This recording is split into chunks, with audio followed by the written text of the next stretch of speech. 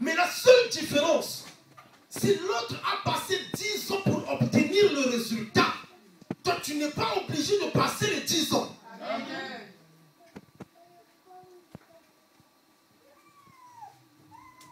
Les erreurs qu'ont commis les autres sont pour nous un exemple pour que nous ne passions plus dans les mêmes erreurs. Quelqu'un peut dire amen. Amen.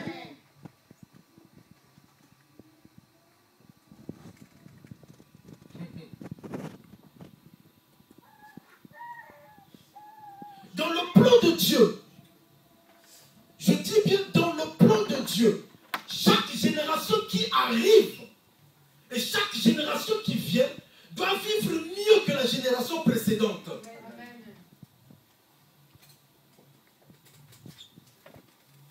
Ça, c'est dans le plan de Dieu. Chaque génération qui vient doit vivre mieux que la génération précédente. Cela veut dire que toi, tu es condamné à vivre mieux que tes parents. Amen. Non, c'est tes parents se sont arrêtés là. Toi, tu dois aller au-delà de tes parents. Amen. Peut-être qu'encore, que ton père n'a jamais été arrivé en Europe, mais toi, tu es allé au-delà. Amen. Non, est-ce que quelqu'un peut dire amen? Amen.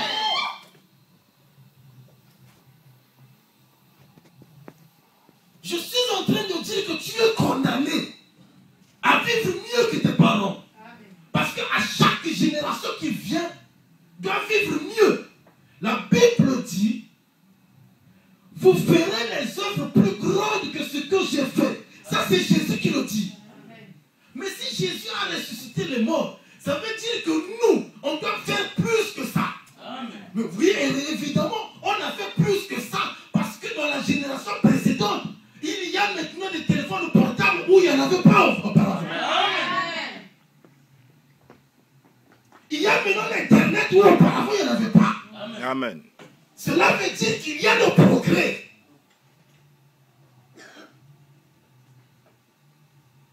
Où se sont arrêtés tes parents? C'est un défi. Certainement ton père a acheté 2 parcelles au pays et toi jusque-là tu es en Europe, tu n'as pas encore acheté. C'est un défi. Ah ouais.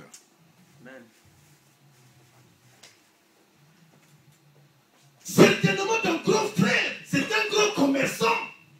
Il a des gros véhicules qui font le village, mais toi tu n'as pas encore acheté. C'est un défi. Amen.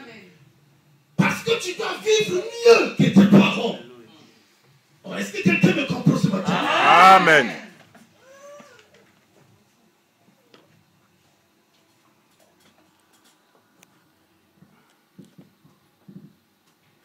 La parole que nous avions lue, la Bible dit que l'évangile est une puissance. Quelqu'un peut dire puissance? Puissance. Non, je n'ai pas entendu ça. Quelqu'un peut dire puissance? Puissance. L'évangile est une puissance. Non. Généralement, peut-être qu'on comprend mal la parole de Dieu. Et on ajoute, par le salut de quiconque croit. Si toi tu as reçu le salut, et que si tu crois en Jésus, l'évangile est quoi? Une puissance. Donc ça veut dire que les païens n'ont pas la puissance que toi tu as reçue. Non, ça veut dire que tes voisins qui est à côté de toi n'a pas la puissance que toi tu as reçue. L'évangile est une puissance. Quelqu'un peut dire puissance? Puissance. Quelque chose va se passer ce matin.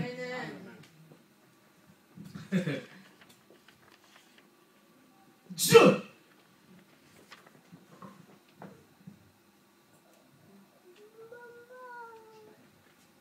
a montré à Moïse les voies par lesquelles pour produire des résultats. Mais au peuple de Dieu, Israël, il a montré les œuvres. Parce que l'évangile, c'est quoi? L'évangile, c'est la parole de Dieu. Et la parole de Dieu, c'est la sagesse divine. Amen. Or, la sagesse, c'est quoi? La sagesse, c'est la voie par laquelle Dieu produit le résultat.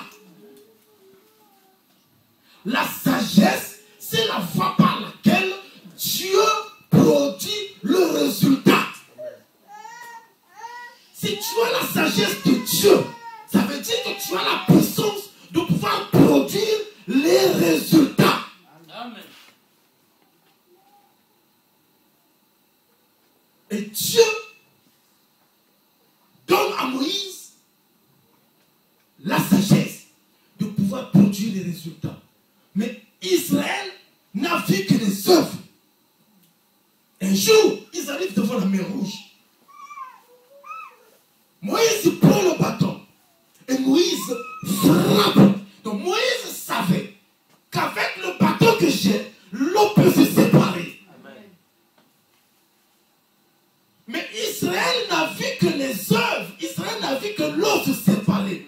Israël n'a pas compris comment est-ce que Moïse a fait pour séparer l'eau. J'aimerais te poser la question. Est-ce que tu veux les œuvres ou tu veux la voie par laquelle les résultats se produisent? Non, moi je préfère encore la voie. Parce que tu ne peux pas toutefois me montrer les œuvres comme on a la coutume de chanter. La kisanga bikama. La kisanga bikama. Non. Donne-moi la voie, donne-moi les moyens par lesquels bikama est ça. Amen. Et non que la kisanga kaka, la kisanga kaka, non. Alléluia. Amen. Le peuple d'Israël était fatigué de voir les œuvres. Israël avait soif dans le désert. Moïse, on a soif. En Égypte, on ne manquait pas de l'eau. Mais tu nous amènes dans le désert. Moïse arrive devant le rocher. Il prend le bâton, il frappe. Et l'eau sort du rocher. L'eau jaillit. Israël a vu l'eau. Mais Israël ne sait pas comment est-ce que l'eau est sortie. La puissance de Dieu.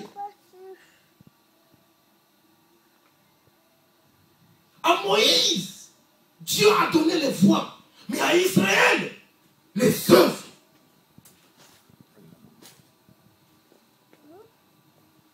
Jésus arrive devant un aveugle. Jésus prend la salive. Il prend la terre. Il mélange la salive et la terre. Il applique devant l'aveugle. Il va te laver dans le réservoir de Siloé. Il a vu. Oh, je vois.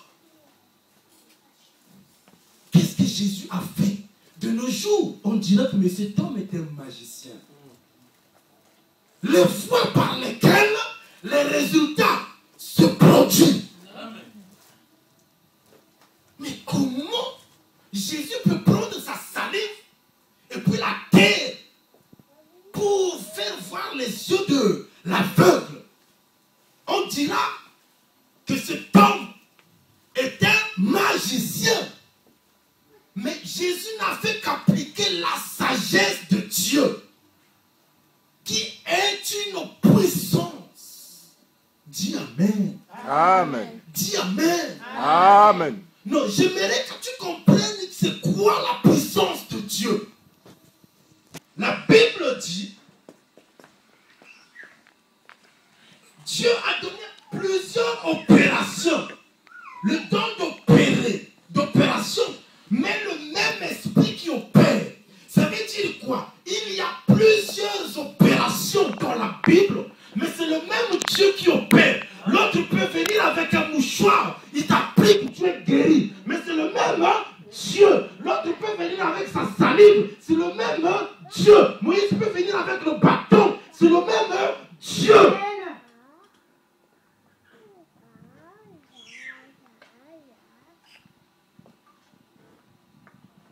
J'aimerais que quelqu'un grandisse.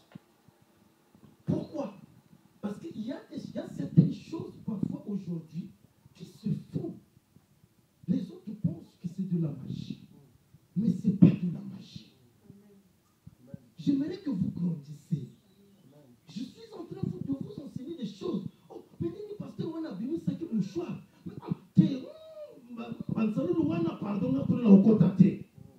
Non, j'aimerais que vous grandissiez. La puissance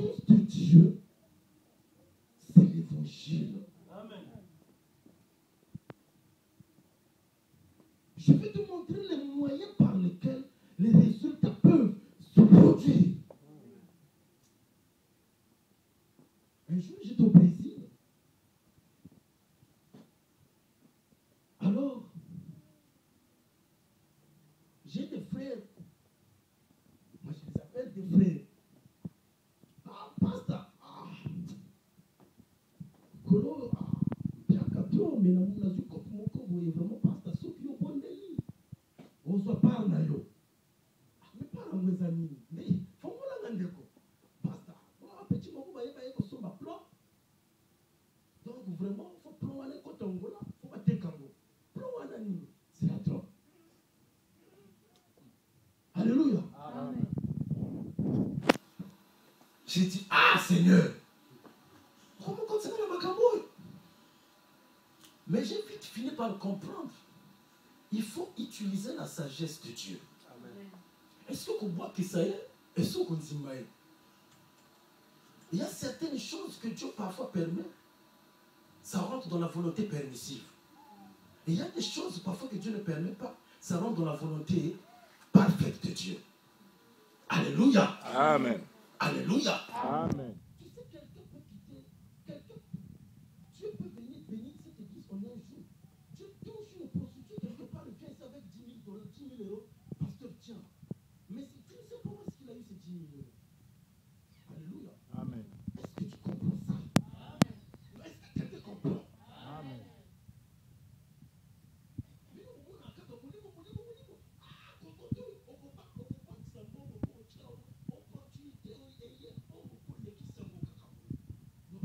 Amen. Amen. Non, j'aimerais t'enseigner. Il faut avoir la sagesse de Dieu. J'ai dit, frère, viens.